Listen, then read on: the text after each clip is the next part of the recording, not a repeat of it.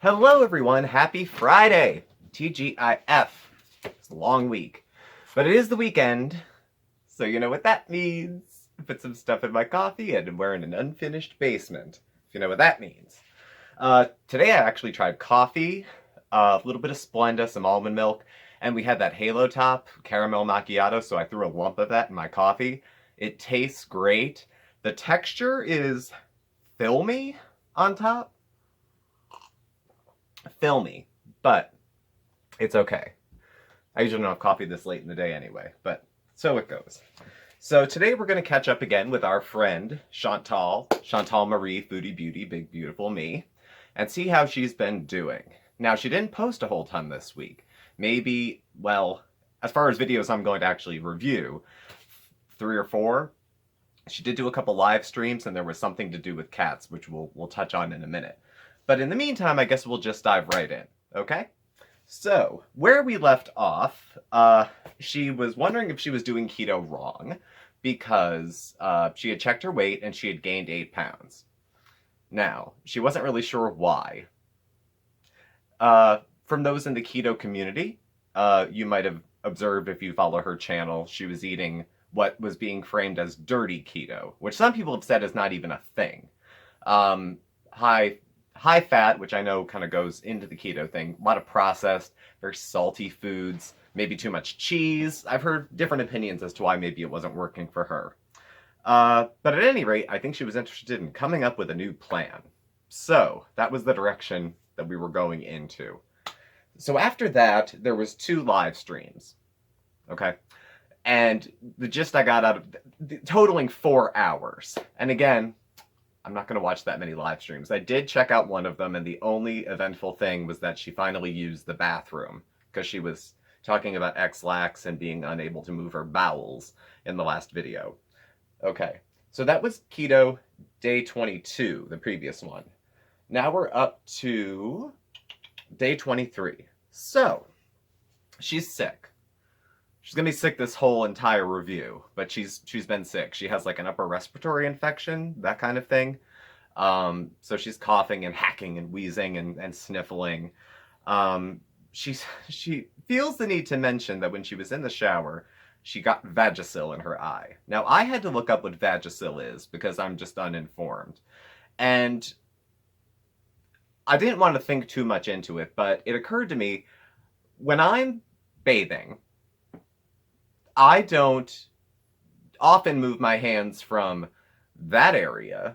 I mean, I'm a gentleman, you know, so my areas look different. But I don't go from that area straight to my eyes, usually. So I was curious how that happened. But, I mean, I guess when you're in the shower, things can happen. So, she said she did not eat yesterday because she wasn't feeling well. I can believe that. When I feel sick, I don't always want stuff. I certainly don't want whatever I'm supposed to be eating on my, weight loss journey. So I can get that. She said she's going to be making some changes, though. That she's going to be eating less processed food, more real foods like chicken, vegetables. She's going to cut back on her dairy, and during the duration of her illness right now, while she's sick, she's going to have no dairy. So that's pretty ambitious. After the 30 days of keto, she's going to go back to the doctor, the weight loss doctor, the one who gave her advice weeks ago, and maybe go back to his plan, which focuses more on portion control and not, 0 carbs or extremely low carb. It might just be like your run-of-the-mill low carb. So, she's going, I'm trying to get her medical care down. She's going to a psychiatrist at an eating disorder place to get her prescription for Vyvanse and probably the Lexapro, I guess. But then she's seeing a doctor at another weight loss place, and they have a nutritionist. So there's care going on in one place, and she's getting her medication, primarily just med management, I guess, at the eating disorder place. So I'm kind of trying to keep track of where she's getting help and from where. Because sometimes the left hand doesn't know what the right is doing when you're getting care from 2 places. And if you're prone to be manipulative, you may take advantage of that. Putting that out there. So she starts reading a little bit from the manual that the diet doctor had given her about how obesity is multifaceted. It's a mixture of like habits and eating disorders and all that stuff, and it is. Um, she's going to give the doctor's plan a second try with the portions, and yay, it was good to rush to get in there. Now we're gonna, take advantage of that. That's good. She was showing pictures of what she ate though after watching it. So her breakfast was like a handful of nuts, a hard-boiled egg, and some strawberries. And she was like, there was a tone of like disappointment or anger or something. Now, that looks like a measly meal, I know, but I've been a fat person before. Obese. I met the criteria for obesity. When we've overeaten for years, and you need to overeat for years to get as fat as we get, the disappointment of one small meal against the thousands of huge ones. I mean, I know we cop an attitude about food, but it's, change means change. If you're going to change, you have to change. It's not a theory, it's action. We have to change. I would be, I'm sure it looks different to have a very small amount of food on your plate. It's going to. Get used to it. That's what portion control is about. It's about blowing your mind for the fact that you're about 250 pounds heavier than your body's probably meant to carry because, like me, you've overeaten over a long period of time. It's tough. It's tough. I understand. So she's just realized she's overeating. And then at the end of the video, she's not feeling well, and off to the ER she goes for the respiratory thing. So next we're going to vlog, August 5th, 2019, health talk. Notice it doesn't say keto day 24. So she's still sick. She stayed in all weekend. Every time she coughs, she pees. She's loving these TMIs. Okay. BB took her to the ER because she thought she was having a virus. Now, worth noting, and this came up in some of the clips. I'm going to jump ahead for a second. She takes some video while she's going to the hospital. BB is driving. You hear BB say the word why a couple times. You can't really hear, it's muffled with the rest of what he's saying. And her reply is, because I'm a vlogger. This is just part of being on YouTube. I get the feeling BB was saying, why the F are you filming this? Or something to that effect, as he's driving her to the emergency room. So, there were some people who thought she overreacted about going, because it's like, you have a cold, why go to the ER? You have, a cough, why go to the ER? Given the fact that she's morbidly obese, has pulmonary embolisms, I'm going to say if I was her, probably out of being overly cautious, she said she called a telenurse who said, go get it checked out at the ER. She went to the ER and said, do you think I could have just went to a clinic? And then no, they told her to stay. So, I mean, she went through all the motions, so I'm not mad at her. I don't think she's wasting resources by getting checked out. She's got a lot of health problems. I don't think they're imagined. I think they're probably real. So, let's see. She's been eating a little bit different. She's been eating like toast and raw honey and apple cider vinegar. People be loving some apple cider vinegar. I think it cures everything. And, so that was, let's see, what would have been day 24. And then here was where I was trying to sort out the doctors, the weight loss doctor and the nutritionist versus the psychiatrist who cuts her the scripts. And they talked about doing her body composition test when she went to see the doctor. And they break it up by, like, I guess water and bone and muscle and fat and whatever. When they did her fat, it was 210 pounds of body fat. I don't know what an average person would have, but that's a lot. I guess, if she's 390, if you took her body fat down, you could take it down a whole lot and she'd still have a bit of fat on her body. She's 5'2" also. I thought she was shorter, but I guess 5'2" is how she is. So, the doctor's guide for portion control, which she's going over, has things for low carb, keto, portions, other stuff. She says, I'm going to listen to the doctor. Good for her. She's going to. She also then says she thinks she might adjust the diet to the keto one because it's not that different. Why fall on this sword of keto if it's just not something you're going to be able to do? Just don't kill yourself trying to do this if it's not something you can do easily or well. I mean, you gave it a month almost. Give the doctor's plan a try. If you can meld keto and the doctor's plan, that sounds like a pretty good compromise too, because then you'll be monitored by someone who kind of knows what's with it. But tell them first. Don't just make up stitched together stuff from a book that the doctor gave you and call it a diet. I mean, it's a paid for service by somebody. You pay taxes. It's in Canada. You said it yourself. You know, you have the right to good treatment. Be honest with your doctor and you'll probably get it. So she then goes into some appointments that she's having with the gynecologist. I usually, like I said, don't trip into this too much, not because I'm one of those ew, girls, icky kind of persons, but I don't know as much about it. And that's a private part of her life that I know people vlog about, but I don't know. I don't know. I put a lot of my own personal stuff out there. I shouldn't say what people may or may not put out there. But it is part of her weight loss journey too, because her weight affects her ability to get treatment for some of these issues, and it affects how she's going to get the treatment. She's also, she talks about all her health issues and how sick she is, but then she forgot to finish part of the story. So she gets in the car with her Elton John glasses and then says she's going for Thai food. Thai is spicy, and if you haven't eaten all day and you're off your keto because you're sick as an excuse, bottoms up. She says on the Vyvanse she cleans a lot. I think I said it in the last video when I was on speed. Allegedly. I used to clean a lot too, so I get it. Then she did a funny compilation of her cat's previous videos. I watched like 2 minutes of it and I couldn't stand it. I can't stand the baby talk. Now, that's not to say that I don't baby talk to my own cat, but I suspect you may be made ill by watching me do that.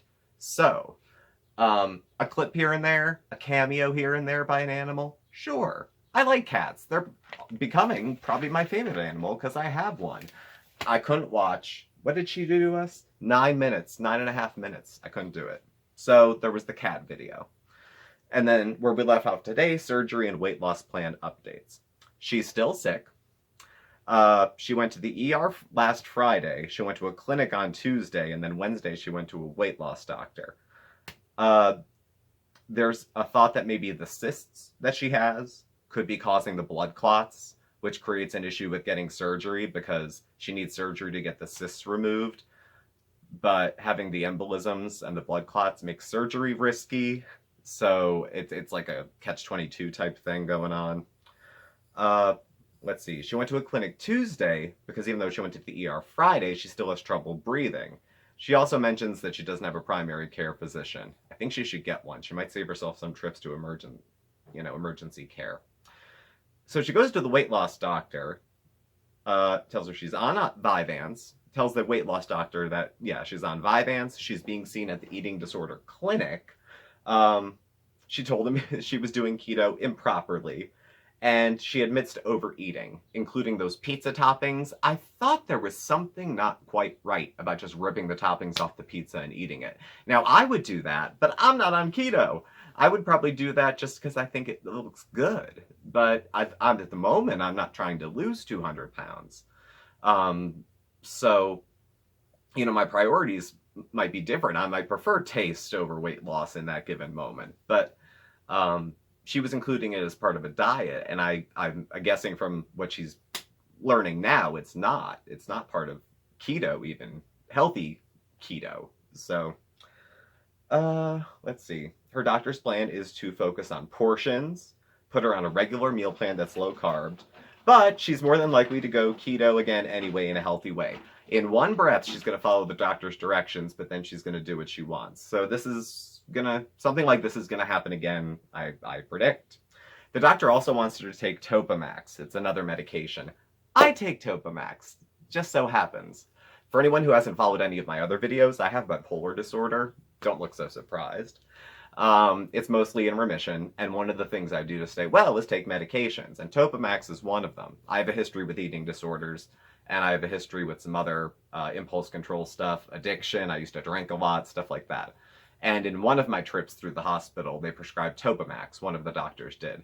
And it did help with binging behavior, whether it was to binge on food or whether it was to go over shop or like any over-the-top behavior kind of dulled the excitement of it. I had some success, actually. When I first started taking Topamax, it was after I was on another med that blew me up, and I think I lost 40 pounds in about 3 months. Now, I didn't continue to lose. Some weight came off and then it stopped.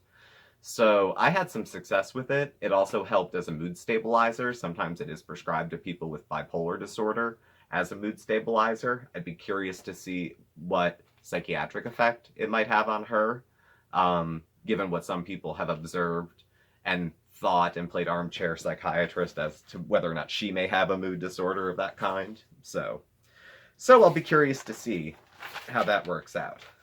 She signed her surgery papers, and she has a couple more tests coming up. Again, this is for the hysterectomy for her lady concerns. She explained borderline malignance, because I didn't understand that. Not because I didn't understand it, but I didn't understand it in the last video. And as she explained it, I thought I understood what it meant, and then she explained it, and I really understood, and by the time she was done explaining it, I didn't get it again. But bottom line is she needs to have surgery to get pretty much everything taken out. They can't do it laparoscopically for a couple reasons, one of which is that she carries, she's large, and anesthesia is probably risky because she carries a lot of her weight in the middle, and that's strain on the heart. So that's where she's at. It's like keto fail turned illness turned diet change. So we're not counting the days of 30 days of keto anymore. Apparently that's just been dropped. It hasn't been addressed exactly. It hasn't been officially ended, but it looks like it's over for now. There's going to be a new attempt at the doctor's plan, allegedly, which will involve portion control. I'm a big fan of portion control, or eating high volume, low calorie foods in as high a volume as you want, which is usually vegetables and stuff. So I'm, optimistic that if she were able to stick to that it would work. Whether she will or won't, I don't know. It's too little food. She's a big eater. She's a big girl. I'm not sure if she's going to be able to get into a rhythm. If she can get into a rhythm of doing it, and apparently a rhythm takes more than 3 weeks for her, because she couldn't even stick to doing keto wrong for more than 3 weeks. So we'll see. But as I say in every video, I've seen sicker people than Chantal get well, and I've seen heavier people than her lose weight. So none of us are beyond hope. I do have a very soft spot for Chantal. Why, I can't put into words. I relate to her flip-floppiness, her wishy-washiness, her trying to do everything her own way. I did that for years and screwed up my life pretty bad. I hope hers gets it together. I hope she gets it together a little bit. And I do wish her nothing but the best. But I'm still going to watch and I'm still going to comment. So thank you for watching. Please subscribe. Give me a thumbs up. You can follow Mark and I actually on Instagram at SmokeySteveAndMarc, or on Facebook at SmokeySteveAndMarc. My email and contact information is below. So if you want to send Mark and I any correspondence or any emails, any private messages, you can do it that way. Thank you for watching. Thank you for joining Coffee Talk, and we will see you next week. Bye.